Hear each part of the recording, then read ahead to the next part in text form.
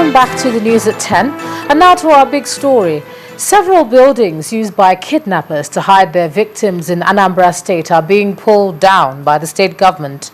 Some of such structures located in Okija, Ihiala local government area and Uruagu Nnewi in Nnewi North were demolished in line with the government's commitment to its fight against crime. Indomie instant noodles, tasty nutrition, good for you.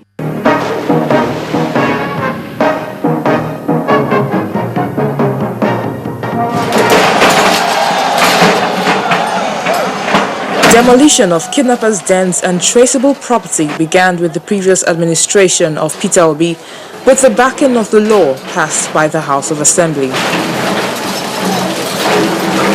The incumbent administration has kept the ball rolling by giving security agencies in the state the needed impetus to carry out their functions. Not less than 15 criminal elements, out of which 10 are usually kidnappers, are paraded weekly, the latest numbering 34, involved in sundry crime, drugs, and lots more. We are telling all the sons and daughters to come home, that we're on top of this assignment, and we will continue this pressure on the criminals until my last day as governor of Anambra State. I will pursue them wherever they are, and I want people to sleep and sleep well. Go about your duties peacefully. Assist the police with information. Don't allow your houses to be used to keep suspects. If we find out that you did that, we pull down the house. In all of these arrests, huge catchments of arms, ammunition, and drugs are often recovered, and here the police reels out progress reports. Conservatively, we must have paraded well over 60 criminals, 60 kidnappers, and all that between the month of June and even July. The last one, the one we did this July, just a week ago, is about 34 suspects. The bulldozer gets busy pulling down structures of convicted kidnappers, starting from the governor's hometown of Aguleri on May the 16th.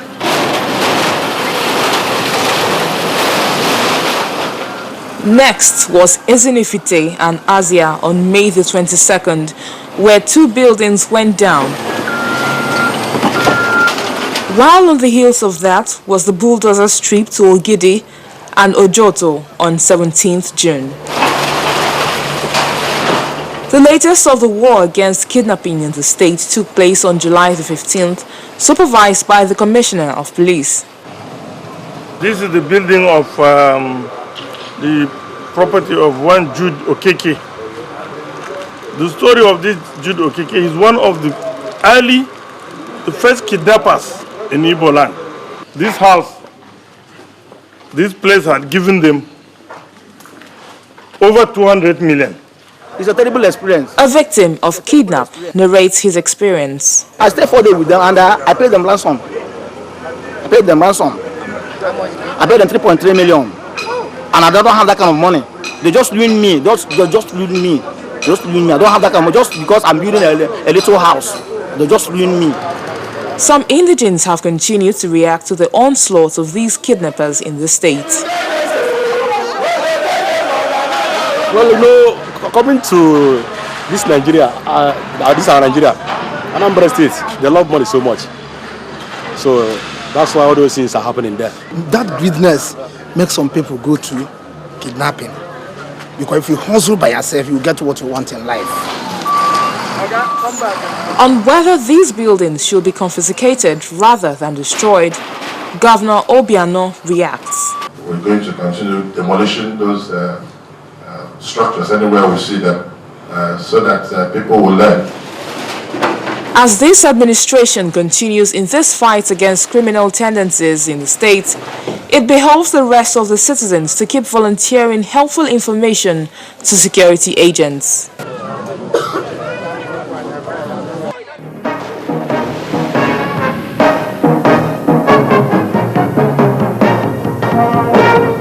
Indomie instant noodles, tasty nutrition, good for you. Now, how to become leaders in the digital era dominated discourse at the Google Forum held in Lagos today. It was agreed that businesses need to embrace the digital platform to build brands and deliver effective marketing initiatives. The forum was organized by the Association of Advertising Agencies of Nigeria and the Advertisers Association of Nigeria. Across industries and regions, digital innovation is said to be disrupting traditional businesses and giving rise to a new range of capabilities, products, services, and competitors. Now we've got a whole slew of TV channels, millions of websites, and hundreds of thousands of apps. And so meeting up with the trend and leveraging the digital platform to grow your brand becomes imperative. And that's the reason for this gathering. Today, the consumer is more empowered.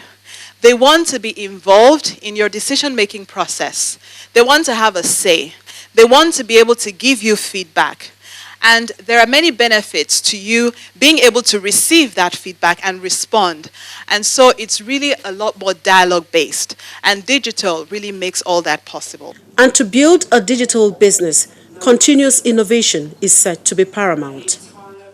The chairman and CEO Channels Television, Mr. John Momo, who spoke on why digital is a CEO topic and Channels TV's digital revolution, maintains that the CEO as the leader must be completely involved in the use of digital platforms for product marketing.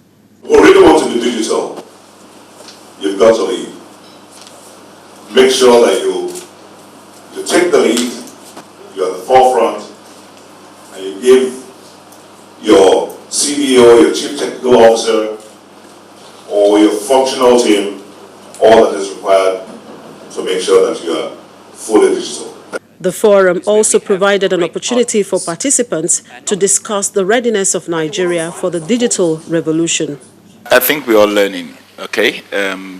At this point, I think it might be a bit of a challenge, at least if somebody is doing something great, okay? We've had series of successes, and we've had some massive failures also. We've had situations where brands have ventured within the digital space and they actually made a difference. Clients are demanding new ways of thinking, convergence of media, as well as convergence of communication platforms. So what we've simply had to do is to think out of the box. You've got to think faster. You've got to, like Mr. Momo said, you've got to take it upon yourself, even first to learn some things yourself so that you can understand what they're talking about. With internet making real impact on consumer behavior, one message is clear here: the need for businesses, both small and big, to leverage and embrace the digital platform to grow their brands. Chimezie Obiwagu, Channels Television News. First Bank.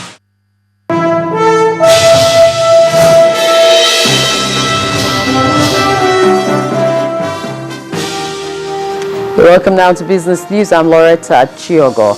A 222 billion naira small and medium enterprise development fund has been signed between the Central Bank of Nigeria and the 36 state government. The governor of the Central Bank, Mr. Godwin Emefiele, said 60% of that fund is to be disbursed to women at a single-digit interest rate. He said the step was necessary for job creation and poverty reduction. The Minister of Finance, Dr. Ngozi Okonjo-Iweala, has promised that the Abuja light rail project would be completed in the third quarter of next year. The minister, who made the promise during an inspection tour of the rail project, said the $500 million borrowed from China to execute the rail project in 2012 has been judiciously appropriated. Our correspondent Gloria Umezuke reports. The minister questioned the progress made so far as she... So the length of the two... The Minister of Finance, flanked by officials of the Ministry of Transport, Federal Capital Territory, and Chinese contractors handling the National and Abuja Rail project. What I had in my head is different from what I'm seeing, but what I'm seeing will endure longer. You know, so it is good. Let us take it like that. I think it's going on well. Double track. It's double track. The minister questioned the progress made so far as she made her way to the rail car used for test running from Ring Road to the Idu main station. The interior looks comfortable, but the officials say when the main train is assembled and in operation, Nigerians should look forward to a more luxurious mode of transportation, which would handle millions of people daily. I kept asking people, well, you know, we got this money and I thought that by now we'll be jumping on this rail. But they've explained to me how they've divided it into phases. They will be working on phase 1 so that we can at least get from the center of Abuja to the airport. And to Kubwa, which is another center. And I think that by May next year, according to their estimates, will be done. The Ministry of Transport, currently handling the National Rail Project, promised to deliver by the end of the year 2014. The line has reached an advanced stage. We are now at almost 84% completion. And the track lane itself, that is this thing you are seeing, we have almost put 130 kilometers. The whole length is 186. So if you remove 130, we are talking of the remaining 56 kilometers. Almost all the problems has been resolved. It's only now we have some challenges of this additional funding for the land acquisitions. And I hope that very soon will be resolved. Well, this is the Idu main terminal, a meeting point for the National and Abuja Light Rail when completed by next year. And so passengers coming all the way from Kaduna can do a stopover here and proceed to the central area.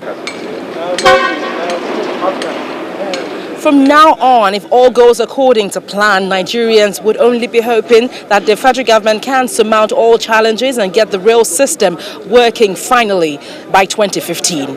Gloria Umezuke, Channels Television News. Equities trading at the Nigerian stock market experienced a lull throughout the session today. Now, this was due to a network failure from the trading engine, the Nasdaq OMX X-Net. Trading was up just for about 5 minutes. While there was no official statement on the situation, investors and operators are optimistic that the network would be restored by the next trading session. The breakdown today was the first major disruption since the installation of the Nasdaq OMX trading engine in October last year. And that's it on the news. It's back to Joma for the rest of the news at 10.